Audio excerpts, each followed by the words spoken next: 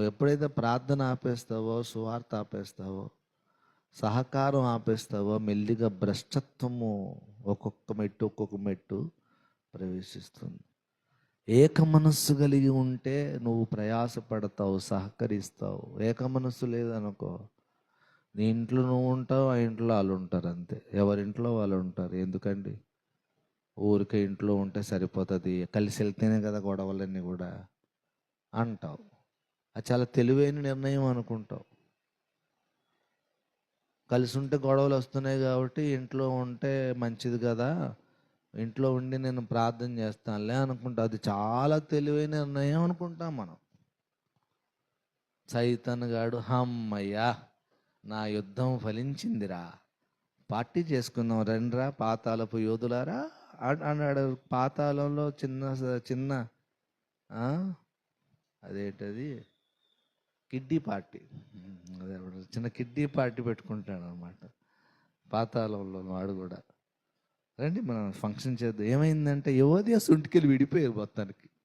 ఒకప్పుడు సువార్త పనిలో ప్రయాసపడి సహకరించిన యువతి సుంటికెళ్ళి విడిపోయారు. పేడ విరగడైంది. వాళ్ళు కలిసినంత వరకు నాకు నిద్ర లేకుండా చేశారు రా బాబు. కలిసినంత వరకు మొరపెట్టేసేవారు. నాకు తలకాయ నొప్పి. మొత్తానికి ఇద్దరిని విడగొట్టే యుద్ధంలో సఫలం అయ్యాం మనం. చిన్న కిడ్డీ పార్టీ పెట్టుకుందామని వీళ్ళు ఇంట్లో ఎవరికి వాళ్ళ ఇంట్లో ఉండి ఆ సిస్టర్ ఇలాగన్నది ఏంటని వీడు బాధపడుతుంటే వాడు పార్టీ సంగలు గుర్తుకుంటున్నాడు. ఏమైతే అయింది వాడిని అంటే, నా చెల్లే కదా అన్నది, నా అక్కయ్య అన్నది. పోలే అక్క, సరే నువ్వు చెప్పింది నేను అగ్రి అవుతాలే, వింటాలే. ఏమైపోయింది? నువ్వు వినడం వలన, నువ్వు ఎప్పుడైతే అవతల వారు చెప్పిన మాట అదేం పెద్ద మ్యాటర్ కాదు, కానీ నేను విన్నాను అని లోబడడం వల్ల ఎక్కువ యేసయ్య దృష్టి నీ మీదకి పడుతుంది. విరిగి నలిగిన తగ్గించుకున్న వారి మీదకి పరిశుద్ధాత్మ ప్రవహిస్తాడు, కానీ అప్పుకు ప్రవహించడు ఆయన. గుర్తుపెట్టుకో సూత్రం. పరిశుద్ధాత్మ అభిషేకం నీ మీదకి రావాలంటే డెడ్లీ గుర్తుపెట్టుకోవాల్సిన సూత్రం ఏంటంటే తక్కువగా ఉండాలి ఎప్పుడైనా సరే. నీరు ఎప్పుడైనా జనరల్ ధర్మం ఏంటి దానికి? నీరు పల్లానికే, తగ్గించుకున్న వాడి మీదకే పరిశుద్ధాత్ముడు వస్తాడు తప్ప నా చెయ్యి పైన ఉండాలి, నా తల పైన ఉండాలి, నేను చెప్తే మీరు వినాలనే వాడికి రాదు. అవతల వాళ్ళు చెప్పిన మాటకు సరే బాబు అన్న వాళ్ళకి, ఇప్పుడు ఒఫిరయ్య గారు ఉన్నారు, ఎవరు ఏం చెప్పినా సరే సరే బాబు చేద్దామని ఎందుకంటారు? అందుకే ఆయనకు అభిషేకం అలా ఉంటుంది.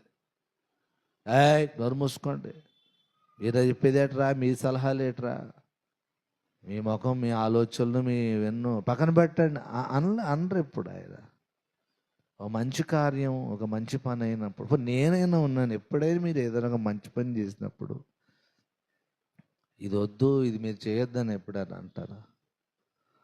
అందరూ ఒక మంచి కార్యం తలపెడితే దానికి నా 100% అలౌడ్ ఉంటుంది, సపోర్ట్ ఉంటుంది. నేను ఆ సూత్రం నేర్చుకున్నాను ప్రభు దగ్గర. మనం తగ్గించుకొని లోబడడంలో ఏం పోదు, కిరీటం ఇంకా కిరీటం వస్తుంది. హల్లెలూయా, హల్లెలూయా. యెహోషువ మోషే చేతుల మీద నీళ్లు పోయేవాడు. మోషే తర్వాత ఏమయ్యాడు? నాయకుడయ్యాడు లేదా?